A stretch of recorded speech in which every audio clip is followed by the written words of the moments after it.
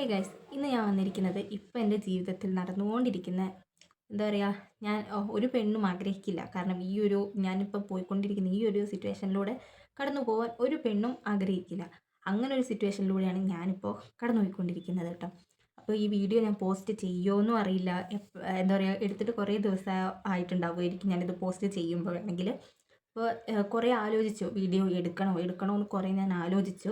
അപ്പം എന്താ പറയുക, കുറച്ച് കാരണങ്ങൾ എന്നെ ഇങ്ങനെ തളർത്തി. കാരണം എന്ത് തോന്നും, നാട്ടുകാർക്ക് എന്ത് തോന്നും, അവർക്ക് എന്ത് തോന്നും, ഇവർക്ക് എന്ത് തോന്നും, അങ്ങനെ പറഞ്ഞ് കുറേ എന്നെ ഞാൻ തന്നെ കുറച്ച് കാര്യങ്ങൾ ഇങ്ങനെ ചിന്തിച്ച് കൂട്ടിയിട്ട് ഞാൻ തന്നെ എന്നെ ഒതുക്കി ഒതുക്കി വെക്കുമായിരുന്നു.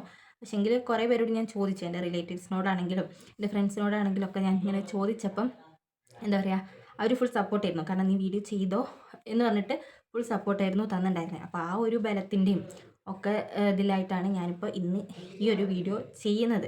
പക്ഷേ ഇത് പോസ്റ്റ് ചെയ്യാനുള്ള മനക്കട്ടിയും കൂടെ എനിക്കിനി കുറച്ചും കൂടെ വരാനുണ്ട്. അപ്പോൾ അതും കൂടെ വന്നു കഴിഞ്ഞാൽ ഞാൻ എന്തായാലും പോസ്റ്റ് ചെയ്യുന്നതായിരിക്കും. അപ്പോൾ മെയിനായിട്ട് എനിക്ക് വേറെ ആരെയും ബോധ്യപ്പെടുത്താനോ കാര്യങ്ങളോ വേറെ ആരുമായിട്ട് എനിക്ക് ഡിസ്കസ് ചെയ്യാനോ അങ്ങനെ ഒരു മൈൻഡോ കാര്യങ്ങളോ ഒന്നുമില്ല. കാരണം ഭാവിയിൽ എൻ്റെ മകൻ വളർന്നു വരുമ്പോൾ അവന് മനസ്സിലാവണം. എന്താ പറയുക, വേറെ ആരെയും എനിക്ക് ഇതാക്കേണ്ട കാര്യമില്ല. കാരണം അവനാണ് ഇനി എൻ്റെ ഒരു ഇതായിട്ടുള്ളത്. അവനെ എനിക്ക് മനസ്സിലാക്കണം. അപ്പോൾ എന്താണ് ഇത് പറഞ്ഞു വരുന്നതെന്ന് വെച്ചാൽ, നിങ്ങൾക്ക് കുറേ ആയിട്ടുണ്ടാകും ചിലപ്പോൾ നിങ്ങൾ വീഡിയോ കാണുന്നവരാണെങ്കിൽ. ഷോർട്സും കാര്യങ്ങളൊക്കെ പോട്ടെ വെക്കാം, ലോങ് വീഡിയോസ് സ്ഥിരമായിട്ട് നിങ്ങൾ കാണുന്നുണ്ട് എന്നുണ്ടെങ്കിൽ നിങ്ങൾക്കൊരു ഡൗട്ട് ഉണ്ടാവുമായിരിക്കും. കാരണം ഞാൻ എൻ്റെ പാരൻസിൻ്റെ ഒപ്പമാണ് നിൽക്കുന്നത്. അപ്പോൾ ചിക്കു ആരാണ്, ചിക്കു എൻ്റെ മോനാണോ അനിയനാണോ എന്നൊക്കെ ചോദിച്ചിട്ട് ഒരു കമൻ്റ് ഇട്ട് ഞാൻ കണ്ടിട്ടുണ്ടായിരുന്നു. അപ്പോൾ ചിക്കു എൻ്റെ മകൻ തന്നെയാണ്. അപ്പോൾ എന്താ പറയുക, അപ്പോൾ എല്ലാവർക്കും ഒരു ഡൗട്ട് ഉണ്ടാവുമായിരിക്കും, ചിക്കുവിൻ്റെ അച്ഛൻ എവിടെ എന്നൊരു ഒരു ക്വസ്റ്റ്യൻ മാർക്ക് എല്ലാവർക്കും ഉള്ളിൽ ഉണ്ടാവുമായിരിക്കും. പക്ഷെ ആരും ഇതുവരെ കമൻറ്റിൽ ചോദിച്ചിട്ടോ കാര്യങ്ങളൊന്നുമില്ല. അപ്പോൾ എന്താ പറയുക, ഇപ്പം അത് പറയാനുള്ള സമയമായിരിക്കുകയാണെന്ന് എനിക്ക് തോന്നി. കാരണം ഇനി അത് പറഞ്ഞില്ലെങ്കിൽ ഇനി കുറച്ചും കൂടെ കഴിഞ്ഞാൽ അത് പറഞ്ഞിട്ട് വലിയ കാര്യമൊന്നും ഉണ്ടാവില്ല. അപ്പോൾ ഇപ്പോൾ ഞാൻ ഈ വീഡിയോ എടുക്കാൻ തന്നെ എന്നെ സ്ട്രോങ് ആക്കിയത് എൻ്റെ പാരൻസാണ്. കാരണം തളർന്നു പോവരുത്, കാരണം ജീവിതം ഇനിയും ബാക്കിയുണ്ട്. അപ്പോൾ തളർന്നു പോകരുത് എന്ന് അവർ എന്നോട് പറഞ്ഞതുകൊണ്ട് ആ ഒരു ബലത്തിൻ്റെയും, പിന്നെ ചിക്കു എന്ന് പറഞ്ഞ ഒരാൾ എൻ്റെ മുന്നിൽ നിൽക്കുമ്പോൾ എനിക്ക് തളർച്ച എന്ന് പറയുന്നത് തളർന്നുകൊണ്ടിരിക്കാനുള്ള സമയമല്ലല്ലോ. അപ്പോൾ അതുകൊണ്ട് എന്താ പറയുക, ഈ വീഡിയോ ചെയ്യാനും എല്ലാം പ്രേരണയായത് എൻ്റെ പാരൻസും ചിക്കും തന്നെയാണ് കേട്ടോ. അപ്പോൾ എല്ലാവർക്കും ഒരു ഡൗട്ട് വന്നിട്ടുണ്ടാവും, എന്തുകൊണ്ടാണ് ഞാൻ എൻ്റെ വീട്ടിൽ നിൽക്കുന്നത്. സത്യം പറഞ്ഞാൽ എൻ്റെ നാട്ടുകാരുൾപ്പെടെ എനിക്ക് എന്താ പറയുക, നാട്ടുകാർ പലതും പറയും. അതിന് ഞാൻ നെവർ മൈൻഡ്. കാരണം എൻ്റെ നാട്ടുകാരെന്നെ എല്ലാവരും ചോദിച്ചിട്ടുണ്ട്, എന്തുകൊണ്ടാണ് നീ വീട്ടിൽ നിൽക്കുന്നത്, പ്രസവം കഴിഞ്ഞിട്ട് പോണില്ലേ എന്ന് പറഞ്ഞിട്ട് എല്ലാവരും പരിഹാസ രീതിയിലാണെങ്കിലും കുറ്റപ്പെടുത്തലാണെങ്കിലും എല്ലാം കേട്ടിട്ടുണ്ട്. പരിഹാസം എന്നോട് തന്നെ പരിഹസിച്ച് പറഞ്ഞവരും ഉണ്ട് കേട്ടോ. അപ്പോൾ ഞാനത് മൈൻഡ് ആക്കുന്നില്ല. കാരണം നാട്ടുകാരല്ലേ പലതും പറയുന്നത് എനിക്കറിയാം. അപ്പോൾ അതുകൊണ്ട്, കാരണം എനിക്ക് അനുഭവം ഉണ്ട്, പറഞ്ഞിട്ട് അനുഭവം ഉണ്ട്, എല്ലാവർക്കും കൂടുതൽ എക്സ്പ്ലെയിൻ ചെയ്യേണ്ട ആവശ്യമില്ലല്ലോ. അപ്പോൾ അതുകൊണ്ട് തന്നെ അത് ഞാൻ മൈൻഡ് ആക്കിയില്ല. അപ്പോൾ സത്യം പറഞ്ഞാൽ കഥ തുടങ്ങുന്നത് എവിടെയെന്ന് വെച്ചാൽ, ഞങ്ങളുടേത് സത്യം പറഞ്ഞാൽ ഞാൻ നിങ്ങൾക്ക് സസ്പെൻസ് ഇടുന്നില്ല, ഞാൻ നേരിട്ട് ടോപ്പിക്കിലോട്ട് വരാം, എന്നിട്ട് ഞാൻ എൻ്റെ ബാക്കി സ്റ്റോറി വരാം. അപ്പോൾ സത്യം പറഞ്ഞാൽ ഇപ്പം ഞാൻ അനുഭവിക്കുന്ന കാര്യം എന്താണെന്ന് വെച്ചാൽ, ചിക്കുവിൻ്റെ അച്ഛൻ, എൻ്റെ ഭർത്താവെന്ന് എനിക്ക് പറയാൻ പറ്റില്ല. കാരണം ചിക്കുവിൻ്റെ അച്ഛൻ പുള്ളിക്കാരൻ വേറൊരു പെൺകുട്ടിയായിട്ട് ഒളിച്ചോടിപ്പോയി. അപ്പോൾ ആരാണോ എന്താണോ ഒന്നും ഞാൻ മെൻഷൻ ചെയ്യുന്നില്ല, അഥവാ വായിന്ന് വന്നു പോയാൽ ഞാനത് അവിടെ എന്തെങ്കിലും ചെയ്യാം. അപ്പോൾ പുള്ളിക്കാരൻ ഒളിച്ചോടിപ്പോയി. അപ്പോൾ എനിക്ക് ചിക്കുവിൻ്റെ അച്ഛൻ എന്ന് പറയാനുള്ള ഒരു ഇതും എനിക്ക് തോന്നില്ല. കാരണം അച്ഛൻ എന്ന് പറയാൻ അതിന് മാത്രം എന്തെങ്കിലുമൊക്കെ ചെയ്യണം. കാരണം കുട്ടീനെ ഉണ്ടാക്കാൻ മാത്രമല്ലല്ലോ, നോക്കാനും കൂടെ പറ്റിക്കഴിഞ്ഞാലല്ലേ അച്ഛൻ എന്നൊരു വാക്ക് പൂർണ്ണമാവുള്ളൂ. അപ്പോൾ അതുകൊണ്ട് തന്നെ എന്താ പറയുക, ഇനി ബാക്കി സ്റ്റോറിയിലോട്ട് ഞാൻ വരാം. നമ്മൾ ഡെലിവറി ഒരിക്കലും ഞാൻ വിചാരിച്ചിട്ടുണ്ടായിരുന്നില്ല, ഡെലിവറിക്കായിട്ട് അവിടെ നിന്ന് ഇങ്ങോട്ടേക്ക് വരുമ്പോൾ, കൂട്ടിക്കൊണ്ടുവരുമ്പോൾ നമ്മൾ ഇങ്ങനെ ഒരു ഡിസിഷൻ നമ്മൾ എടുക്കേണ്ടി വരും, ഇങ്ങനെയൊക്കെ നമുക്ക് ഭാവിയിൽ പറ്റുമെന്നുള്ള ചിന്തയോ കാര്യങ്ങളോ ഒന്നും തന്നെ ഉണ്ടായിരുന്നില്ല. നമ്മൾ നോർമലി അവിടെ എല്ലാവരോടും ഓക്കെ ആയി. പിന്നെ നമ്മളിവിടെ ഓക്കെ ആയിട്ട് തന്നെ എത്തിയത്. എത്തിക്കഴിഞ്ഞാലും പുള്ളിക്കാരൻ്റെ കുറച്ച് ബാഡ് ഹാബിറ്റ്സ് ഉണ്ട്. അപ്പോൾ ഞാൻ പറയണ്ടല്ലോ, മദ്യപാനിയാണ്. അപ്പോൾ അതൊക്കെ ഒന്ന് കൺട്രോൾ ചെയ്യണം. കാരണം എല്ലാം അറിഞ്ഞിട്ടാണ് ഞാൻ കല്യാണം കഴിച്ചത്. അപ്പോൾ അതുകൊണ്ട് തന്നെ എന്താ പറയുക, എല്ലാം അഡ്ജസ്റ്റ് ചെയ്യണമെന്ന് എനിക്കറിയാം. പക്ഷേങ്കിൽ അഡ്ജസ്റ്റ് ചെയ്യുന്നതിന് ഒരു ലിമിറ്റില്ലേ. അപ്പോൾ കുട്ടി ആയിക്കഴിഞ്ഞാലെങ്കിലും അത് മാറുമെന്ന് പുള്ളിക്കാരൻ്റെ റിലേറ്റീവ്സ് എന്നോട് പറഞ്ഞിട്ടുണ്ട്. വേറെ ആരും പറയാനുള്ളതൊന്നുമില്ല. കാരണം എൻ്റെ വീട്ടുകാർക്ക് വലിയ താല്പര്യമൊന്നും ഉണ്ടായിരുന്നില്ല, ഒട്ടും താല്പര്യം ഉണ്ടായിരുന്നില്ല. അപ്പോൾ എൻ്റെ ഒറ്റൊരു നിർബന്ധം മാത്രമാണ്. അപ്പോൾ വേറെ ആരും എന്നെ സപ്പോർട്ട് ചെയ്യാനോ കാര്യങ്ങളോ, കാരണം എൻ്റെ ഫ്രണ്ട്സും ആരുമില്ല. അപ്പോൾ പുള്ളിക്കാരൻ്റെ റിലേറ്റീവ്സ് തന്നെ പറഞ്ഞിട്ട് ഒരു കുട്ടിയായി കഴിഞ്ഞാൽ മാറുന്നത്. അപ്പോൾ കല്യാണത്തിന് ശേഷം 4 വർഷത്തിന് ശേഷമാണ് ഞങ്ങൾക്കൊരു കുട്ടി ഉണ്ടാവുന്നത്. അത് ഇപ്പോൾ കുട്ടി കൺസീവ് ആയി കഴിഞ്ഞപ്പോൾ തന്നെ ഞാൻ അറിയുന്നത് തന്നെ 3-ാം മാസത്തിലാണ്. കാരണം പീരീഡ്സിൻ്റെ ഇറഗുലാരിറ്റീസ് ഉണ്ട്. അപ്പോൾ അതുകൊണ്ട് തന്നെ ഞാനത് മൈൻഡ് ചെയ്തില്ല. പക്ഷേ ടെസ്റ്റ് ചെയ്ത് നോക്കിയപ്പോൾ പോസിറ്റീവായി. അങ്ങനെ നമ്മൾ കൺസൾട്ട് ചെയ്ത് കഴിഞ്ഞപ്പോൾ എനിക്ക് കുറച്ച് ഹെൽത്ത് ഇഷ്യൂസും കാര്യങ്ങളൊക്കെ ഉണ്ടായിരുന്നു. കാരണം ഇവിടെ ഞാൻ വീട്ടിൽ നിന്നപ്പോൾ ഉണ്ടായിരുന്ന വെയിറ്റ് എന്ന് പറഞ്ഞാൽ കുറച്ച് വെയിറ്റ് ഉണ്ടായിരുന്നു. പക്ഷേങ്കിൽ അവിടെ ചെന്നിട്ട് ഞാൻ നോക്കിയപ്പോൾ എല്ലാവരും പറയുന്നുണ്ട് നീ പറ്റി ക്ഷീണിച്ചു മെലിഞ്ഞു, ഒന്നും ആലോചിച്ചിട്ട് ടെൻഷൻ ആവുമൊന്നും വേണ്ട എന്നൊക്കെ എന്നോട് അവിടുത്തെ നാട്ടുകാർ തന്നെ പറയുന്നുണ്ട് കേട്ടോ. പക്ഷേങ്കിൽ എനിക്ക് മനസ്സിലാവുന്നില്ല ഞാൻ എത്രത്തോളം ക്ഷീണിച്ചിട്ടുണ്ട്, എനിക്ക് എന്താണ് എനിക്ക് പറ്റുന്നതെന്ന് എനിക്ക് മനസ്സിലാവുന്നില്ല. ഏകദേശം ഞാൻ 10-11 കിലോയോളം അവിടെ എത്തിയപ്പോൾ ഞാൻ കുറഞ്ഞിട്ടുണ്ട്. അപ്പോൾ അത് ഞാൻ വീട്ടിൽ പിന്നീട് വന്നപ്പോഴാണ് എനിക്ക് മനസ്സിലാവുന്നത്. നമ്മൾ വെയിറ്റ് ചെക്ക് ചെയ്തപ്പോഴാണ് മനസ്സിലാവുന്നത് ഇത്രത്തോളം വെയിറ്റ് ലോസ് എനിക്ക് ഉണ്ടായിട്ടുണ്ടെന്ന്. അത്രമാത്രം സ്ട്രെസ്സും കാര്യങ്ങളൊക്കെ ഉണ്ടായിരുന്നു. അതൊക്കെ പോട്ടെ. പക്ഷേങ്കിൽ കുഴപ്പമൊന്നും ഉണ്ടായിരുന്നില്ല. അത് നമ്മൾ അത് വിട്ടു. അത് കഴിഞ്ഞ് ഡെലിവറിക്ക് വേണ്ടി നമ്മൾ വന്നു കഴിഞ്ഞിട്ട് ഭാര്യ സ്വന്തം കുട്ടീനെ വയറ്റിലിട്ട് വരിക എന്ന് പറയുമ്പോൾ തന്നെ അത് നോക്കേണ്ട ഒരു ബാധ്യത ഏതൊരച്ഛനായാലും ഉണ്ടാവുമല്ലോ. പക്ഷേങ്കിൽ ചിക്കുൻ്റെ അച്ഛന് അങ്ങനെ യാതൊരു ബാധ്യതയോ കാര്യങ്ങളോ ഉണ്ടായിരുന്നില്ല.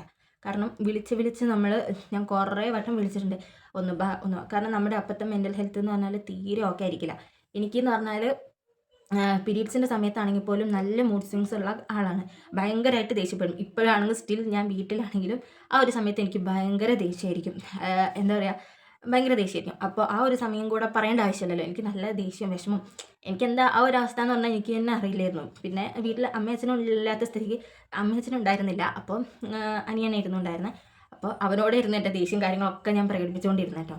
പിന്നെ അതൊക്കെ കഴിഞ്ഞു. ആ ഒരു സമയത്താണെങ്കിലും എനിക്കെന്താ പറയുക, ഹസ്ബൻഡിൻ്റെ കെയർ എന്ന് പറഞ്ഞിട്ടോ നമ്മൾ ആ ഒരു സമയത്തൊക്കെ നമ്മൾ പ്രതീക്ഷിക്കുമല്ലോ, നമുക്ക് ഒരു ഇത് വിചാരിക്കുമല്ലോ ഹസ്ബൻഡ് കൂടെ വേണം. ആ ഒരു സംഭവം വിചാരിച്ചിട്ടിരുന്നിട്ട് എനിക്കെന്താ ഒരു പ്രതീക്ഷ പോയിട്ട് ഒന്നും ഉണ്ടായിരുന്നില്ല. കാരണം പുള്ളിക്കാരൻ വരുന്നില്ല. അപ്പോൾ അത് അങ്ങനെ അങ്ങോട്ട് പോയി. അപ്പോൾ പ്രസവം കഴിഞ്ഞാലെങ്കിലും ഡെലിവറി കഴിഞ്ഞിട്ടെങ്കിലും ഓക്കെ ആവുമെന്ന് വിചാരിച്ചു. അപ്പോൾ എന്താ പറയുക, ഞാൻ ഇതിന് മുന്നേ എൻ്റെ ഡെലിവറി എക്സ്പീരിയൻസ് എന്ന് പറഞ്ഞ വീഡിയോ ചെയ്തപ്പോൾ അതിൽ ഞാൻ പറഞ്ഞിട്ടുണ്ട് എനിക്ക് ആ ഒരു സമയത്താണ് ഡിപ്രഷൻ ഉണ്ടായിരുന്നത്. ഡെലിവറിക്ക് ശേഷം ഡിപ്രഷൻ ഇല്ലായിരുന്നു എന്നൊക്കെ. അപ്പോൾ ഡെലിവറിക്ക് മുമ്പേ എന്ന് പറഞ്ഞാൽ ഈ കാര്യങ്ങളൊക്കെ ഓർത്ത്, കാരണം പുള്ളിക്കാരൻ വരുന്നില്ല, അതൊക്കെ ഓർത്തിട്ട് ഭയങ്കര ടെൻഷനും കാര്യങ്ങളൊക്കെ ആയിരുന്നു. അത് കഴിഞ്ഞ് ഡെലിവറി കഴിഞ്ഞപ്പോൾ എന്ന് പറഞ്ഞാൽ ചിക്കുണ്ട്. അപ്പോൾ ചിക്കുൻ്റേതായ കാര്യങ്ങളിൽ നമ്മൾ എൻഗേജ്ഡ് ആയിരിക്കും. എന്നാലും ഞാൻ സമയം കണ്ടെത്തി പുള്ളിക്കാരനെ വിളിക്കാനും എല്ലാത്തിനും നോക്കിയിട്ടുണ്ടായിരുന്നു. പക്ഷേങ്കിൽ പുള്ളിക്കാരൻ വന്നില്ല. പുള്ളിക്കാരൻ്റേതായ ഡ്യൂട്ടി ഉണ്ട്, ദിവസവും ഡ്യൂട്ടിയാണ്. അപ്പോൾ എല്ലാ ദിവസവും ഒരു ദിവസം പോലും ഞായറാഴ്ച പോലും ഒഴിവില്ല. എല്ലാ ദിവസവും ഓരോ കാരണങ്ങൾ പറഞ്ഞിട്ട് ഞാൻ 1-2 എത്രയോ വട്ടം, ഒരു ഭാര്യ എന്ന് പറഞ്ഞാൽ അറിയാലോ എത്ര വട്ടം വിളിക്കുമെന്ന് അറിയാലോ. ഞാനും അതിന് മാത്രം സമയം വിളിച്ചിട്ടുണ്ടായിരുന്നു. പുള്ളിക്കാരൻ ഫോൺ എടുക്കില്ല എന്നല്ല, ഫോൺ എടുത്താൽ ഒഴിവുകേട് പറയും. അപ്പോൾ പിന്നെ എൻ്റെ മൈൻഡ് മാറി തുടങ്ങി. കാരണം ആ ഒരു സമയം എന്ന് പറഞ്ഞാൽ അറിയാമല്ലോ എല്ലാവർക്കും. കാരണം ഡിപ്രഷൻ ആവും, അങ്ങനെയൊക്കെ ഞാൻ നേരത്തെ മുൻകൂട്ടി പറഞ്ഞിട്ടുണ്ട്. ഇങ്ങനെ വിഷമിപ്പിക്കാൻ പാടില്ല, ഭാര്യമാരെ വിഷമിപ്പിക്കാൻ പാടില്ല, ഡിപ്രഷൻ ആവുന്നൊക്കെ ഞാൻ പുള്ളിക്കാരൻ പറഞ്ഞ് ഞാൻ മനസ്സിലാക്കി കൊടുത്തിട്ടുണ്ട്. എന്നിട്ടും പുള്ളിക്കാരൻ ചെയ്തില്ല, ഒന്നുമില്ല. കാരണം ആ ഒരു സമയത്ത് ഭയങ്കര വിഷമവും കാര്യങ്ങളൊക്കെ തന്നെയായിരുന്നു എനിക്കും ഉണ്ടായിരുന്നത്. പിന്നെ ചിക്കുൻ്റെ മുഖം കാണുമ്പോൾ നമ്മളതെല്ലാം മറക്കും. പിന്നെ അച്ഛൻ്റെയും അമ്മേൻ്റെയും കൂടെയാണ്. പിന്നെ എത്ര തന്നെ അച്ഛനും അമ്മേൻ്റെയും കൂടെയാണെന്ന് പറഞ്ഞാലും നമ്മൾ ആ ഒരു സിറ്റുവേഷനിൽ നമ്മൾ ഹസ്ബൻഡിൻ്റെ പ്രസൻസ് തന്നെയായിരിക്കും ആഗ്രഹിക്കുക അല്ലേ. പക്ഷേങ്കിൽ എനിക്കതിനും ഇതുണ്ടായില്ല. പിന്നെ പുള്ളിക്കാരൻ വരുന്നതെന്ന് പറഞ്ഞാൽ കുട്ടീൻ്റെ 28-നായിരുന്നു കേട്ടോ. അതിൻ്റെ ഇടയ്ക്ക് 28 ദിവസങ്ങൾക്കിടയിൽ ഒരു വട്ടറ്റം വന്നിട്ടുണ്ട്. അത് ഒരു വട്ടറ്റം വന്നു എന്ന് പറഞ്ഞാൽ അരമണിക്കൂർ നേരത്തേക്ക്. ആ അരമണിക്കൂർ നേരത്തേക്ക് മാത്രമാണ് പുള്ളിക്കാരൻ എന്നെയും കുട്ടീനെയും കാണാനായിട്ട് വന്നത്. അത് കഴിഞ്ഞിട്ട് പിന്നെ വരുന്നത് പുള്ളിക്കാരൻ 28-നാണ്. 28-നെന്ന് പറഞ്ഞാൽ എനിക്കൊരാഗ്രഹം ഉണ്ടായിരുന്നു, എന്താ പറയുക, നമ്മൾക്ക് ഒരുമിച്ചിരുന്ന് ഫോട്ടോ എടുക്കാനും. അപ്പോൾ അങ്ങനെയൊക്കെ കുറേ ആഗ്രഹിച്ചു. കാരണം നമ്മുടെ ഇവിടെ എല്ലാവരെയും കുറേ പേര് വിളിച്ചിട്ടൊക്കെയായിരുന്നു പരിപാടി 28 നടത്തിയിട്ടുണ്ടായിരുന്നത്. അപ്പോൾ അതുകൊണ്ട് തന്നെ എന്താ പറയുക, ഭയങ്കര ആഗ്രഹമായിരുന്നു ഫോട്ടോ എടുക്കലും ഇത്. കാരണം നമ്മൾ റീൽസ് അതിലൊക്കെ കാണുന്ന വീഡിയോസൊക്കെ കണ്ടിട്ട് എനിക്ക് ഭയങ്കര ആഗ്രഹം. കാരണം എൻ്റെ ആദ്യത്തെ കുട്ടിയാണല്ലോ, അപ്പോൾ എനിക്ക് ആഗ്രഹം ഉണ്ടാവുമല്ലോ കുട്ടീനെ വെച്ച് അങ്ങനെ വീഡിയോ എടുക്കണം, ഇങ്ങനെ ഇതാക്കണം ഒക്കെ എനിക്ക് ആഗ്രഹം ഉണ്ടായിരുന്നു. പക്ഷേ പുള്ളിക്കാരനെ ഉച്ചവരെ കിട്ടിയിട്ടുണ്ടായിരുന്നില്ല. പുള്ളിക്കാരൻ വന്നു, എന്നിട്ട് പുള്ളിക്കാരൻ്റെതായ രീതിക്ക് എങ്ങോട്ടേക്ക് പോയി, പിന്നെ വന്നിട്ടില്ല.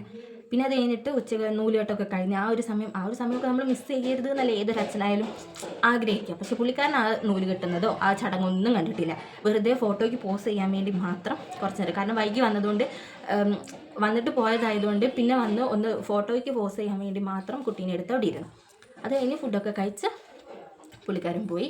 അപ്പോൾ അന്നും അച്ഛൻ പറഞ്ഞിട്ടുണ്ടായിരുന്നു, ഒന്ന് വാ ഇവിടെ വന്ന് നിൽക്ക്, അവിടെ കൂടെ നിൽക്ക്, കുട്ടീനൊക്കെ കണ്ട് നിൽക്കാമല്ലോ. വരാം, നാളെ വരാം എന്നൊരു വാക്കും പറഞ്ഞ് പോയി.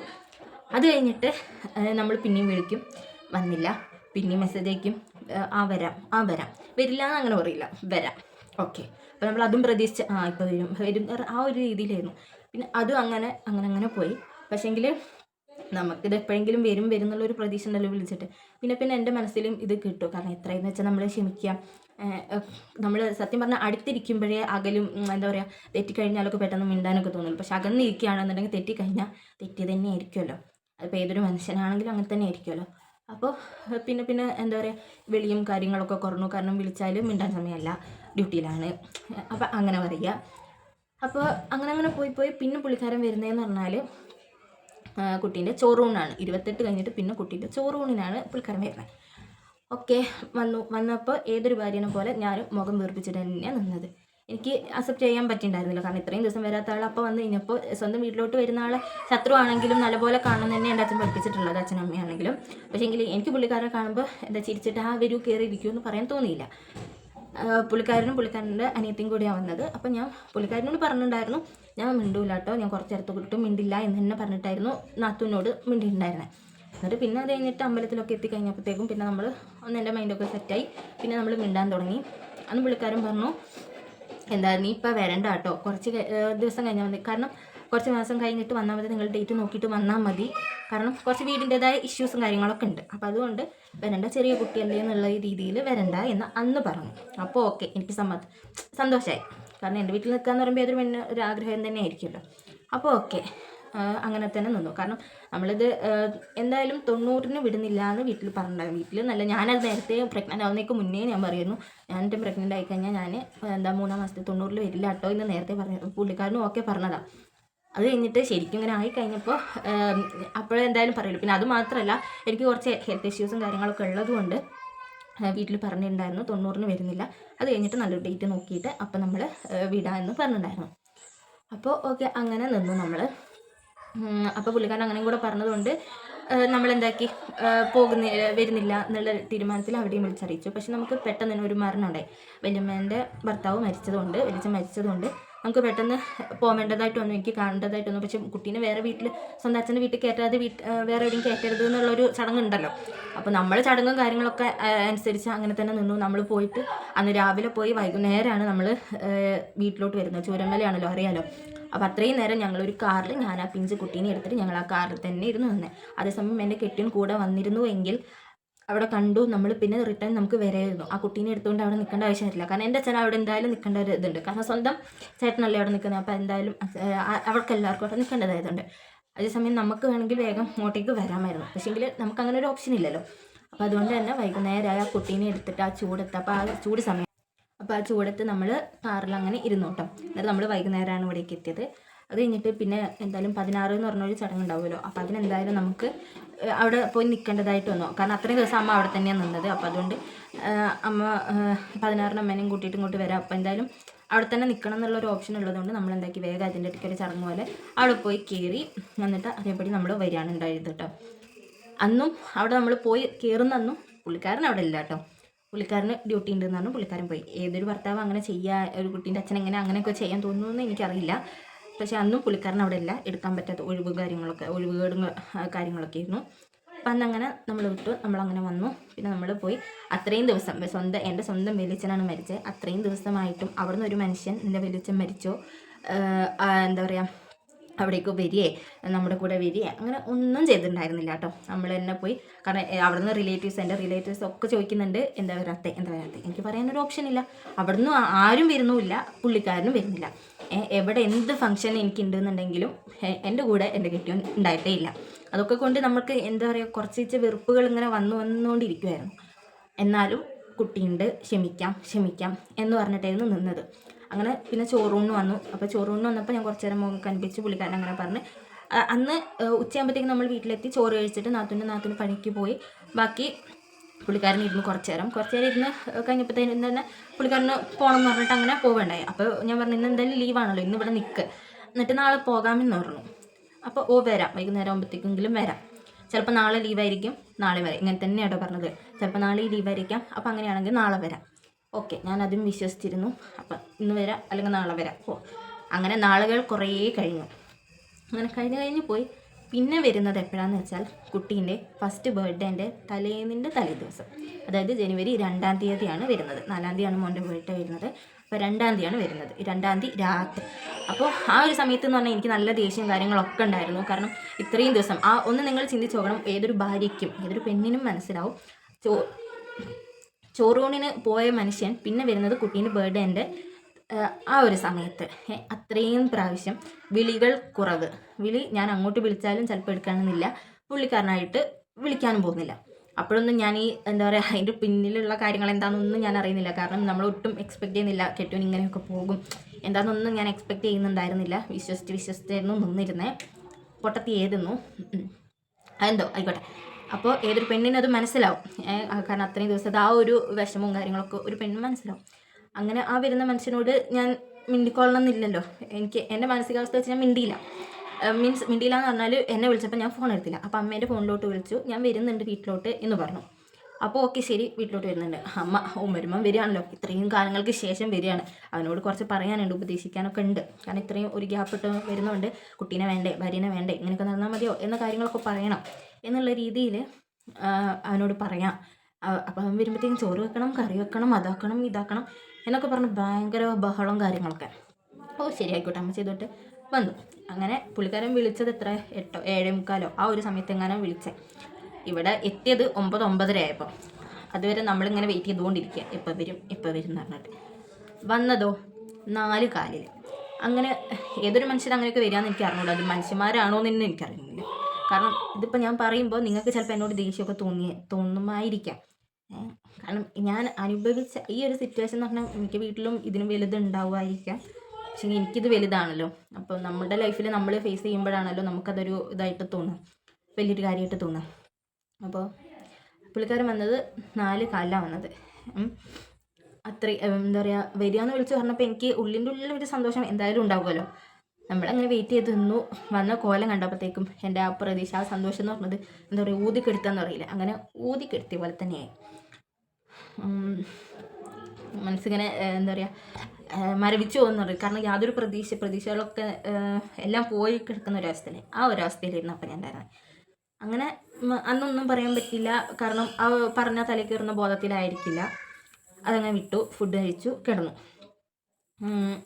കിടന്ന് പിറ്റേ ദിവസമായപ്പോൾ പുള്ളിക്കാരൻ എണീക്കുന്നില്ല.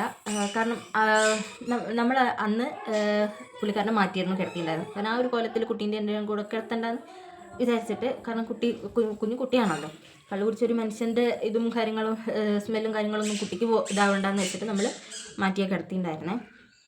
അപ്പോൾ അത് കണ്ണൻ്റെ റൂമിലായിരുന്നു. അപ്പോൾ ഇന്നും രാവിലെ ചിക്കു എണീച്ച് കഴിഞ്ഞാൽ കണ്ണൻ്റെ അടുത്ത് പോവലും അങ്ങനെ ഒക്കെ ആയിരുന്നു. കാരണം കണ്ണൻ്റെ ആ റൂമിലോട്ട് പോയിട്ട് അവൻ അവിടെ കണ്ണൻ്റെ കൂടെ കിടക്കലും കണ്ണൻ്റെ കൂടെ ആയിരിക്കും. അപ്പം അതുപോലെ അവന് രാവിലെ എണീച്ചു. എന്താ പുള്ളിക്കാരൻ്റെ മീൻസ് അവിടെ സ്വന്തം അച്ഛനാണ് കിടക്കുന്നതെന്നൊന്നും ചിക്കുന് അറിയില്ലല്ലോ. അവൻ കണ്ണനാണെന്ന് വിചാരിച്ചിട്ട് നോർമലി അങ്ങോട്ട് പോകുന്നു. പക്ഷേ കുട്ടീനെ ഒന്ന് നോക്കുക, കുട്ടീനെ ഒന്ന് എടുക്കുക, ഒന്നും ചെയ്തില്ല. അമ്മ പണിക്ക് പോയി, അച്ഛനും പണിക്ക് പോയി. ഒരു പുള്ളിക്കാരൻ എണീച്ച ഒരു 10 മണി 10:15 ആയിട്ടുണ്ടാവുമായിരിക്കും. ആ ഒരു സമയം വരെ കുട്ടി റൂമിലോട്ട് പോകുന്നുണ്ട് വരുന്നുണ്ട്, കുട്ടീനെ മൈൻഡേ ചെയ്തില്ല, കുട്ടീനെ എടുക്കുക പോലും ചെയ്ത് ആ ബെഡിൽ നിന്ന് എണീക്കുക പോലും ചെയ്തിട്ടുണ്ടായിരുന്നില്ല. അതൊക്കെ കഴിഞ്ഞു. പുള്ളിക്കാരൻ എണീച്ച് പല്ലിച്ച് ഞാൻ അപ്പോഴത്തേക്കും ഫുഡൊക്കെ കൊടുത്തു. ഫുഡ് കൊടുത്തപ്പോഴത്തേക്കും അമ്മ അച്ഛനും വന്നു. കാരണം അവരുടെ മോളുടെ ഭാവി അവർ സുരക്ഷിതമാക്കണമല്ലോ. കുറേ പറഞ്ഞു എന്ന് പറഞ്ഞാൽ ചീത്ത രീതിയിലൊന്നും പറഞ്ഞിട്ടില്ല. ഏതൊരമ്മയ്ക്കും അച്ഛനും ഉണ്ടാകുന്ന വിഷമത്തിൽ ഇങ്ങനെ പോയാൽ പറ്റില്ല, എന്താ പറയുക, അങ്ങനെ ഒരു രീതിക്ക് നല്ല രീതിക്ക് തന്നെ ഉപദേശിച്ച് വിട്ടിട്ടേ ഉള്ളൂ. ഉപദേശം ആർക്കും ഇഷ്ടപ്പെടില്ല. കാരണം ഒന്ന് ചിന്തിക്കണം, 30-ാമത്തെ വയസ്സിലും 31-ാമത്തെ വയസ്സിലൊക്കെയാണ് ഈ ഉപദേശം കേൾക്കുന്നത്. ഏതൊരു മനുഷ്യനെയും 31-ാം വയസ്സിലൊക്കെ ഒരാൾ ഉപദേശിക്കുക എന്ന് ചിന്തിച്ചു പോകണം. അപ്പോൾ ആ ഒരു സമയത്ത് എല്ലാം കാര്യങ്ങളും പറഞ്ഞു വിട്ടു. ഇങ്ങനെ നിങ്ങൾക്ക് എന്താ പറയുക, നിങ്ങൾക്ക് നിങ്ങളുടേതായ ഒരു സ്ഥലം നോക്കുകയാണെന്നുണ്ടെങ്കിൽ നിങ്ങൾക്ക് കുറച്ചും കൂടെ ഓക്കെ ആയിരിക്കും. അപ്പോൾ ഇങ്ങനെ അകന്ന് ജീവിക്കാനല്ലല്ലോ, എന്തായാലും ഒരുമിച്ച് ജീവിക്കേണ്ടേ. അപ്പോൾ ആ ഒരു രീതിക്ക് നിങ്ങൾ വേണമെങ്കിൽ ഒരു വാടകയ്ക്കൊരു വീട് നോക്കുക, എന്നിട്ട് നിങ്ങൾ ഒരുമിച്ച് ജീവിക്കുക. അപ്പോൾ തന്നെ ഇങ്ങനത്തെ പ്രശ്നങ്ങൾ സൗന്ദര്യപ്പണക്കൊക്കെ പോകും. അപ്പോൾ കുടുംബത്തിൽ നോക്കണം എന്നുള്ള ഉത്തരവാദിത്തം വരും എന്നൊക്കെ പറഞ്ഞിട്ട് അച്ഛൻ നല്ല രീതിക്ക് പറഞ്ഞു കൊടുത്തു. എവിടെ മനസ്സിലാവേണ്ടവർക്ക് മനസ്സിലാവേണ്ടാവില്ല, പുള്ളിക്കാരനത് മനസ്സിലായിട്ടേ ഇല്ല.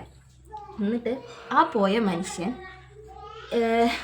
കാരണം അത്രയും കാലം ഓക്കെ നമുക്കൊരു കുട്ടിക്കൊരു മുട്ടായി പോലും വാങ്ങിക്കൊണ്ടുവരുന്നില്ല. അത് കഴിഞ്ഞിട്ട് നമ്മൾ എന്താ പറയുക, എന്തെങ്കിലും ആവശ്യം പറഞ്ഞ് ഞാൻ വിളിച്ചിട്ടുമില്ല. കാരണം എന്താ പറയുക, ഒരു ചടങ്ങുണ്ടല്ലോ നമുക്ക് നമ്മുടെ നാട്ടിൽ എന്ന് പറഞ്ഞാൽ, ഫസ്റ്റ് പ്രസവമാണെങ്കിൽ അത് പെണ്ണിൻ്റെ വീട്ടുകാരാണ് നോക്കേണ്ടതെന്ന്.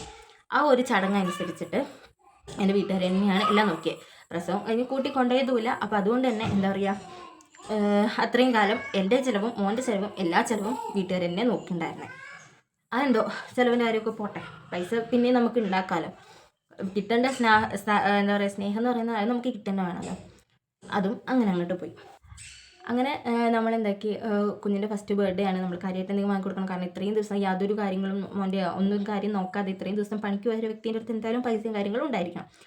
അല്ല, അങ്ങനെയാണല്ലോ സാധാരണ. അപ്പോൾ ആ ഒരു രീതിക്ക് എന്താ കുട്ടിക്ക് എന്താ ബർത്ത്ഡേ ഗിഫ്റ്റ് ഇട്ട് കൊടുക്കുക. അപ്പം ഇങ്ങോട്ട് തന്നെ പറഞ്ഞു, കുട്ടിക്ക് നമുക്ക് സൈക്കിൾ വാങ്ങിക്കാം. അപ്പോൾ ഓക്കെ ശരി, സൈക്കിൾ വാങ്ങിക്കാം. അങ്ങനെ വിചാരിച്ചിട്ട് സൈക്കിൾ വാങ്ങിക്കാം, ഞാൻ നിൻ്റെ അക്കൗണ്ടിലോട്ട് പൈസ ഇട്ടുതരാം എന്ന് പറഞ്ഞ് പോയ മനുഷ്യൻ അപ്പോൾ തന്നെ പോയിട്ടോ. ഒരു 10 അച്ഛൻ ഒരു 11 ആയപ്പോഴത്തേക്കും പോയി ബാഗൊക്കെ എടുത്ത്. അപ്പോൾ ബർത്ത്ഡേൻ്റെ അന്ന് ഉണ്ടാവില്ല. ഓക്കെ ശരി, ബർത്ത്ഡേൻ്റെ അന്ന് ഉണ്ടാവില്ല, അത്രയ്ക്ക് തിരക്കുള്ള പണിയാണ്, നിങ്ങൾ ഓർത്ത് നോക്കണം കേട്ടോ. അപ്പോൾ നിങ്ങൾ വിചാരിക്കും വർക്കാണ് ഡ്യൂട്ടിയാണെന്നൊക്കെ ഞാൻ ഈ പറയുമ്പോൾ എന്തോ വലിയൊരു പണിയാണെന്ന് വിചാരിക്കും. ഒരു പണിയില്ല, വെറും കൂലിപ്പണിയാണ് കേട്ടോ. കൂലിപ്പണി എന്ന് പറഞ്ഞാൽ അന്ന് ആ ഒരു സമയത്ത് ലോറി പോകുമായിരുന്നു. ആ ഡെലിവറീൻ്റെ ആ ഒരു സമയത്ത് ബസ്സിൽ കണ്ടക്ടറായിരുന്നു. അപ്പോൾ ഇറങ്ങാൻ പറ്റാത്ത വലിയൊരു ഉദ്യോഗസ്ഥനാണ്. എന്ന് വെച്ചിട്ട് ഉദ്യോഗത്തിന് ഞാൻ കുറ്റം പറയുക ഒന്നുമല്ല. ആ പൈസയ്ക്ക് തന്നെയായിരുന്നു ആ പൈസ അതൊക്കെ കണ്ടിട്ട് തന്നെയായിരുന്നു ഞാൻ പോയതെന്ന് എനിക്കറിയാം. എന്താ പറയുക, ഏതൊരു പണിയാണെങ്കിലും അതിൻ്റേതായ ഒരു മാന്യതയുണ്ട്. ആ സെയിം ഡ്യൂട്ടി എടുക്കുന്നവർ കുടുംബം നോക്കുന്നതും ഞാൻ കാണുന്നുണ്ട്. അപ്പോൾ അതുകൊണ്ട് തന്നെ പുള്ളിക്കാരൻ എന്നെ നോക്കും, എന്താ പറയുക, പുള്ളിക്കാരൻ്റെ അടുത്ത് പൈസ ഇല്ലാത്തതും കാര്യങ്ങളൊക്കെ നമുക്ക് ഊഹിക്കാമല്ലോ. ഇന്ന് സൈക്കിൾ വാങ്ങിത്തരാം എന്ന് പറഞ്ഞു പോയ മനുഷ്യൻ പിന്നെ വന്നിട്ടില്ല. പിന്നെ പൈസ അക്കൗണ്ടിലോട്ട് ഇട്ട് തന്നിട്ടുമില്ല. അങ്ങനെ കുട്ടി ഇന്നവരെ സൈക്കിള് ഇതായിട്ടില്ല കേട്ടോ. അങ്ങനെ അത് കഴിഞ്ഞു. പിന്നെ അത് കഴിഞ്ഞിട്ട് എനിക്ക് കുറച്ച് സൂചനകൾ വന്നിട്ടുണ്ടായിരുന്നു. എന്താ പറയുക, ഇങ്ങനൊരു റിലേഷൻ ഉണ്ട്, പക്ഷെ നമ്മുടെ എന്താ പറയുക, നമ്മുടെ ഹസ്ബൻഡാണ്, ഇങ്ങനെയൊന്നും പോകില്ല എന്നൊരു നമുക്കൊരു ധാരണ ഉള്ളതുകൊണ്ട്, നമുക്കൊരു ധാരണ ഉണ്ടാവുമല്ലോ. ആ ഒരു ധാരണ ഉള്ളതുകൊണ്ട് ഞാൻ ആരോടും പറഞ്ഞില്ല. ഈവൻ അച്ഛനും അമ്മേനോടും പോലും പറഞ്ഞിട്ടുണ്ടായിരുന്നില്ല. അത് ഞാനിപ്പോൾ ഈ അടുത്തിട്ട് ഒരു 4 മാസം മുന്നേറ്റാണ് ഞാൻ അറിയുന്നത് ഇങ്ങനെ ഒരു ഇതിൽ കുടുങ്ങിയിട്ടുണ്ട് എന്നുള്ളത് അറിഞ്ഞത്. എന്നിട്ടും ഞാനത് ആരോടും പറഞ്ഞിട്ടുണ്ടായിരുന്നില്ല. പക്ഷേ എങ്കിൽ ഈ ജനുവരി 28-ാം തീയതി എന്താ പറയുക, പുള്ളിക്കാരൻ ആ പെൺകുട്ടിയായിട്ട് ഒളിച്ചെടുക്കും. അപ്പോൾ എന്താ പറയുക, അത് വെറും ചെറിയ പെൺകുട്ടി. ആ പെൺകുട്ടീനെ ഞാൻ കുറ്റം പറയില്ല, കാരണം വെറും 18 വയസ്സത്തേക്ക് ഞാൻ നോക്കി നിൽക്കുമായിരുന്നു. വെറും ദിവസങ്ങൾക്ക് വ്യത്യാസമേ ഉള്ളൂ. കാരണം 7-ാം തീയതിയാണ് കുട്ടിക്ക് 18 ആയത്. 18 28-ാം ദിവസം കുട്ടി പോയി. കുട്ടീനെ തെറ്റ് പറയാൻ പറ്റില്ല, കാരണം കുട്ടീൻ്റെ പ്രായം അതാണല്ലോ. പക്ഷെ പുള്ളിക്കാരന് എന്ത് പറയണം എന്ന് എനിക്കറിയില്ല. ആ സുഖത്തിൻ്റെ പേരെന്താണെന്ന് എനിക്കറിയില്ല. ഒരു ഭാര്യയും മോനും നിൽക്കെ ആ മോനെ മര്യാദക്ക് നോക്കുക പോലും ചെയ്തിട്ടില്ല. ഇന്നേ വരെ ആ കുട്ടീൻ്റെ മാറ്റങ്ങൾ, ആ കുട്ടി ഇരിക്കണതും, എനിക്ക് അവന് ഓരോരോ കാര്യങ്ങൾ, ഇപ്പോൾ ഓരോരോ വേർഡ്സ് പറയുന്നതാണെങ്കിൽ കൂടി എനിക്കതൊക്കെ ഭയങ്കര ഭയങ്കര എക്സൈറ്റ്മെൻറ്റുമാണ്. പക്ഷേ പുള്ളിക്കാരൻ അതൊന്നും കണ്ടിട്ടുമില്ല. പുള്ളിക്കാരൻ്റെ ആദ്യത്തെ കുട്ടിയാണെന്നാണ് എൻ്റെ ഒരു വിശ്വാസം. പക്ഷേങ്കിൽ പുള്ളിക്കാരൻ ഇതുവരെ അങ്ങനെ ഒരു കാര്യത്തിൽ ഇടപെടുന്നതോ കുട്ടി ചിരിച്ചോ ഇതാക്കുന്നതെന്ന് പറയുന്നതൊന്നും ഞാൻ ഇതുവരെ ഇതാക്കിയിട്ട് തന്നെ ഇല്ല കേട്ടോ. എന്താ പറയുക, ഒരു വികാരം ഇല്ലാത്തൊരു ജീവിയായിരിക്കണം. അപ്പോൾ കുട്ടീൻ്റെതായ യാതൊരു കാര്യങ്ങളും അറിയില്ല. എന്നിട്ട് ആ ഒരു ഗ്യാപ്പിൽ സ്വന്തം ഭാര്യേനെ പ്രസവത്തിന് കൂട്ടിക്കൊണ്ടുവന്ന ഈ ഒരു സമയത്ത്, ഡെലിവറിക്ക് വേണ്ടി കൂട്ടിക്കൊണ്ടുവന്ന സമയത്ത് അവൻ വേറൊരു പെൺകുട്ടീനെ സെറ്റാക്കാൻ നടക്കുന്നു. അപ്പോൾ ഞാൻ ഷോർട്സ് ഒക്കെ ഇട്ടിട്ടുണ്ടായിരുന്നു. സ്റ്റേഷനിൽ പോയി എന്നൊക്കെ പറഞ്ഞിട്ട് കുറച്ച് ഷോർട്സ് ഇട്ടിട്ടുണ്ടായിരുന്നു. നമ്മളിപ്പോഴും അതിൻ്റെ കേസും കാര്യങ്ങളൊക്കെ ആയിട്ട് നടക്കുകയാണ്. ഡിവോഴ്സിന് വേണ്ടിയിട്ട് നമ്മൾ കൊടുത്തിട്ടുണ്ട്. നാട്ടുകാരറിഞ്ഞാൽ എന്താക്കുന്നൊക്കെ വിചാരിക്കാം. പക്ഷേങ്കിൽ നാട്ടുകാരല്ലല്ലോ നമുക്ക് ചിലവിനായിരുന്നേ. ഇപ്പം ഞാൻ ഇത്രയും കാലം ഇവിടെ ഇരുന്നാലും ഈ പരിഹസിച്ച് ചോദിച്ചവരാരും എനിക്ക് ചിലവിന് തന്നിട്ടൊന്നുമില്ലല്ലോ. എൻ്റെ വീട്ടിൽ എൻ്റെ അച്ഛനും അമ്മയും തന്നിട്ട് തന്നെയാണ്. ഇനിയിപ്പോൾ എനിക്കൊരു പണിക്ക് നോക്കണം, എന്നിട്ട് പിന്നെ സ്വന്തം ചിലവാണ്. അവരാരും ഈ വീട്ടിലോട്ടൊന്നും കൊണ്ടു തന്നിട്ടൊന്നുമല്ലല്ലോ ഞാൻ കഴിയുന്നത്. അപ്പോൾ എന്താ പറയുക, നാട്ടുകാരറിയുന്നതിൽ പേടിയും കാര്യങ്ങളൊന്നുമില്ല. കാരണം ഇങ്ങനെ ചെയ്ത് വെച്ചവർ സുഖമായിട്ട് നടക്കുന്നു. ചെയ്ത് വെച്ചവർക്ക് കുഴപ്പമില്ല. പിന്നെ കുഴപ്പം എന്ന് പറഞ്ഞാൽ അവരുടെ ഫാമിലിക്കാണ് കുഴപ്പം. അവർക്കൊരു കുഴപ്പമുണ്ടാവില്ല. ചെയ്ത് വെച്ചവർ ചിലപ്പോൾ ഇനി വേണമെങ്കിൽ അവരൊന്നിച്ച് ജീവിക്കുമായിരിക്കാം, അറിയില്ല, നമുക്കൊരു ഐഡിയ ഇല്ല. അപ്പം അവരുടെ കാര്യം വിട്ടു. പിന്നെ അവരുടെ ഫാമിലീനെ ഓർത്തുകൊണ്ട് മാത്രമാണ് ഞാനിത് വീഡിയോ എടുക്കാനും പോസ്റ്റ് ചെയ്യാനും ഒക്കെ ഡിലേ ആവുന്നത്. പിന്നെ എനിക്കെന്ന് പറഞ്ഞാൽ ഏറ്റവും കൂടുതൽ ബാധിക്കുക എന്ന് പറഞ്ഞാൽ അത് തന്നെയായിരിക്കും. അപ്പം ഞാനത് എന്താ പറയുക, ഓക്കെ ആക്കി മൈൻഡൊന്ന് സെറ്റാക്കി വരികയാണ്. കാരണം വേറെ നിവൃത്തിയില്ലല്ലോ. നമ്മളെ വേണ്ട എന്ന് പറഞ്ഞൊരു മനുഷ്യൻ, പിന്നെ നമ്മൾ അവർക്ക് വേണ്ടി കരഞ്ഞിരിക്കേണ്ടതായ ഒരു ആവശ്യം നമുക്കില്ലല്ലോ. അപ്പോൾ സ്റ്റേഷനിൽ നിന്നാണെങ്കിൽ പുള്ളിക്കാരനോട് ചോദിച്ചപ്പോൾ നമ്മളെ വേണ്ട എന്നാണ് പറഞ്ഞത്. നമ്മൾ ഓൾറെഡി നേരത്തെ വേണ്ട എന്ന് വെച്ചിട്ടുണ്ടായിരുന്നു. കാരണം ഒരു അറ്റാച്ച്മെൻറ്റോ കാര്യങ്ങളോ ഒന്നും ഇല്ലാത്ത സ്ഥിതിക്ക് വേണ്ടാന്ന് പോകുന്നതിൽ വേണ്ടാന്ന് വെക്കുന്നതിൽ തന്നെയല്ലേ നല്ലത്. അല്ലാതെ വെറുതെ പേരിന് കുട്ടിക്കൊരു അച്ഛനുണ്ടോ ചോദിച്ചാൽ അച്ഛനുണ്ട് എന്ന് പറയേണ്ട ഒരു ആവശ്യമില്ലല്ലോ. അതുകൊണ്ട് തന്നെ നമ്മൾ ആ ഒരു രീതിക്ക് തന്നെ ഇരുന്ന് നിന്നത്. പക്ഷേങ്കിൽ ഏതൊരു എന്താ പറയുക, നമുക്ക് എപ്പോഴും ഒരു പ്രതീക്ഷ വരുമല്ലോ, വരും നന്നാവും എന്നൊരു പ്രതീക്ഷയിലായിരുന്നു കുറേ കാലം നിന്നുകൊണ്ടിരുന്നത്. കുറേ കാലം ഈ 2 വർഷത്തോളം നമ്മൾ നിന്നുണ്ടായിരുന്നത്. അപ്പോൾ ദയവായിട്ട് നമ്മുടെ മുന്നിലോട്ട് ഇങ്ങനെ ഒരു കാര്യം ഇട്ട് തന്നു. ഇനി അഥവാ ഞാനും കുട്ടിയായിട്ട് അങ്ങോട്ട് പോയി കഴിഞ്ഞിട്ടാണ് ഇങ്ങനെ ഒരു കാര്യം നടക്കുന്നതെന്നുണ്ടെങ്കിൽ അപ്പോൾ നമുക്കത് വല്ലാത്തൊരു കാര്യമായിരിക്കുമല്ലോ. അത് എന്തായാലും നടക്കില്ല എന്നുള്ളത് ഉറപ്പില്ലല്ലോ. അപ്പോൾ നമുക്ക് ഇങ്ങനൊരു കാര്യം ദൈവമായിട്ട് നമുക്ക് ഇട്ട് തന്നതുകൊണ്ട് എന്താ പറയുക, അത് നമുക്കൊരു വലിയൊരു ഇതായി. ഇപ്പോൾ ഇങ്ങനെയൊക്കെയാണ് കാര്യങ്ങൾ നടക്കുന്നത്. സ്റ്റേഷനിൽ വെച്ചിട്ട് പോലീസുകാർ ചോദിച്ചപ്പോൾ പുള്ളിക്കാരൻ നമ്മളെ വേണ്ട എന്ന് പറഞ്ഞു. അപ്പോൾ പുള്ളിക്കാരൻ ഏതോ വഴിക്ക് പോകുമായിരിക്കും, അറിയില്ല. ആ പെൺകുട്ടി 18 ആയതുകൊണ്ട് ഇപ്പോഴത്തെ നിയമം എങ്ങനെയാണെന്നൊന്നും നമുക്കറിയില്ല. അപ്പോൾ ഇപ്പോൾ അവർ പറഞ്ഞത് എന്താണെന്ന് വെച്ചാൽ, ഭാര്യയും കുട്ടി ഉണ്ടെങ്കിൽ കൂടി ഒരുമിച്ച് ജീവിക്കാം, കുഴപ്പമൊന്നുമില്ല, 18 വയസ്സ് കഴിഞ്ഞുകൊണ്ട് കുഴപ്പമൊന്നുമില്ല എന്നൊക്കെയാണ് പറയുന്നത്. അറിയില്ല, നമുക്കറിയില്ല. അപ്പോൾ പെൺകുട്ടീൻ്റെ വീട്ടിൽ പോകണ്ട എന്നായിരുന്നു പറഞ്ഞത്. അപ്പോൾ ഓക്കെ, ശരി, അതിന് വേണ്ട നടപടികൾ അവരെടുത്തു. പിന്നെ പുള്ളിക്കാരനെ ജയിലിലിട്ടിട്ടുണ്ട്. എന്താ കേസ് എന്നൊന്നും നമുക്ക് കാര്യമായിട്ട് അറിയില്ല. അപ്പോൾ ഇനി ബാക്കി നമുക്ക് ഡിവോഴ്സ് വേണം. നമുക്ക് മെയിൻ പ്രശ്നം അതാണ്. അപ്പോൾ ഡിവോഴ്സ് വേണം. പിന്നെ ഇനി ചിക്കുവിനെ നന്നായിട്ട് നോക്കണം. എൻ്റെ മുന്നിലുള്ളൊരു വലിയൊരു കടമ്പയാണ്. അപ്പോൾ അത് നല്ല രീതിക്ക് തന്നെ നടക്കണം. വേഗം ഒരു ജോലിക്കൊക്കെ പോയിട്ട് വേഗം ഒന്ന് സെറ്റ് ആവണം. എൻ്റെ ഇടയിൽ കൂടെ സത്യം പറഞ്ഞാൽ ഈ യൂട്യൂബ് ചാനൽ തുടങ്ങാനുള്ള മെയിൻ റീസൺ എന്ന് പറഞ്ഞാൽ, ഡെലിവറി ഒക്കെ കഴിഞ്ഞിട്ട് ഇങ്ങനെ ഭയങ്കര ഞാൻ മൂടിയായി ഇരിക്കുന്ന സമയത്ത് അമ്മയായിട്ട് തന്നെ പറഞ്ഞതാണ്, നീ ഒരു യൂട്യൂബ് ചാനലൊക്കെ തുടങ്ങുക. കാരണം ഓൾറെഡി നേരത്തെ തുടങ്ങിയിട്ടുണ്ടായിരുന്നു, പക്ഷേങ്കിൽ ഒരു വീഡിയോ ഇട്ടിട്ടുണ്ടായിരുന്നുള്ളൂ. അത് കഴിഞ്ഞിട്ട് പിന്നെ ഡെയിലി വീഡിയോ ഇടാനൊക്കെ തുടങ്ങിയത് അമ്മയും അച്ഛനും പറഞ്ഞിട്ടാണ്. കാരണം അപ്പോൾ കൂടുതൽ ഞാൻ ഇതുമായിട്ട് എൻഗേജ്ഡ് ആവുമല്ലോ, വീഡിയോ എടുക്കലും കാര്യങ്ങളും ഒക്കെ ആയിട്ട് എൻഗേജ്ഡ് ആവുന്നതുകൊണ്ട്. അപ്പോൾ വേറെയുള്ള ചിന്തിക്കേണ്ട, ആ ഒരു കുറച്ച് മൈൻഡ് റിലാക്സ് ആയിക്കോട്ടെ എന്നുള്ള രീതിയിൽ അവരായിട്ട് പറഞ്ഞതാണ് ഒരു യൂട്യൂബ് ചാനലൊക്കെ തുടങ്ങുക എന്നുള്ളത്. അപ്പം അങ്ങനെ നമ്മൾ സ്റ്റാർട്ട് ചെയ്തതാണ് നമ്മുടെ യൂട്യൂബ് ചാനൽ എന്ന് പറഞ്ഞാൽ. അതൊട്ട് ഇതുവരെ ഇപ്പോൾ ഡെയിലി വീഡിയോസും കാര്യങ്ങളൊക്കെ ആയിട്ട് ഇടയ്ക്കൊക്കെ ഒന്ന് ഡിമാവാറുണ്ട്, എന്നാലും നമ്മൾ ഇടയ്ക്കിടയ്ക്ക് ഇടുന്നുണ്ട്. അപ്പോൾ ഈ വീഡിയോ എപ്പോൾ ഇടും, എങ്ങനെ ഇടുന്നൊന്നും എനിക്ക് വലിയ ധാരണ അല്ല. കാരണം ഇടണമെന്ന് തന്നെ ഞാൻ എന്നോട് ക്വസ്റ്റ്യൻ മാർക്ക് ചോദിച്ചുകൊണ്ട് നിൽക്കുകയാണ്. പക്ഷേങ്കിൽ എനിക്ക് വേറെ ആരെയും ബോധ്യപ്പെടുത്തിയ കാര്യങ്ങളൊന്നും ചെയ്യണമെന്നില്ല.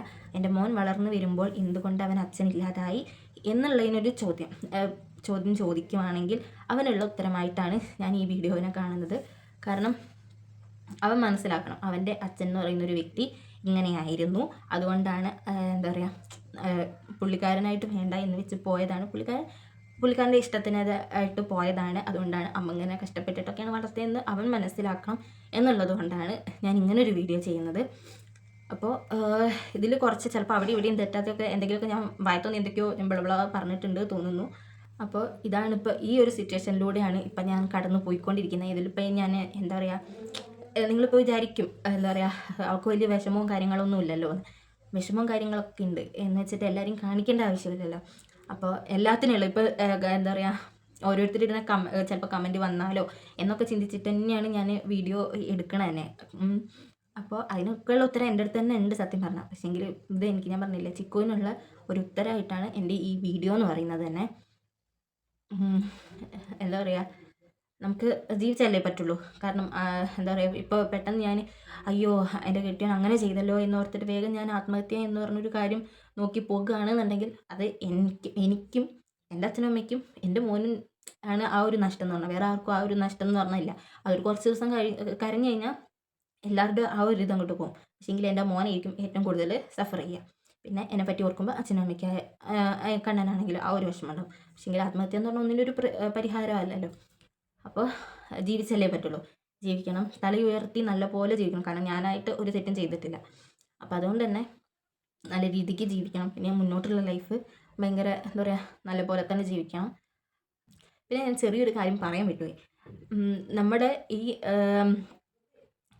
നമ്മുടെ ചാനൽ കാണുന്ന ഒരു കുട്ടി തന്നെയാണ് പുള്ളിക്കാരൻ്റെ ഒപ്പം ഒളിച്ചോടിയത്. ഓക്കെ, അത് വേറൊരു ട്വിസ്റ്റാണ്. നമ്മുടെ ചാനൽ കണ്ട് നമുക്ക് കമൻ്റ് ഇടുമായിരുന്നു ആ കുട്ടി. പോരാത്തതിന് ചിക്കുവിൻ്റെ ബർത്ത്ഡേക്ക് ഗിഫ്റ്റും നമുക്ക് അൺഎക്സ്പെക്റ്റഡ് ആയിട്ട് തന്നിട്ടുണ്ടായിരുന്നു. ആ കുട്ടിയാണ് പോയത്.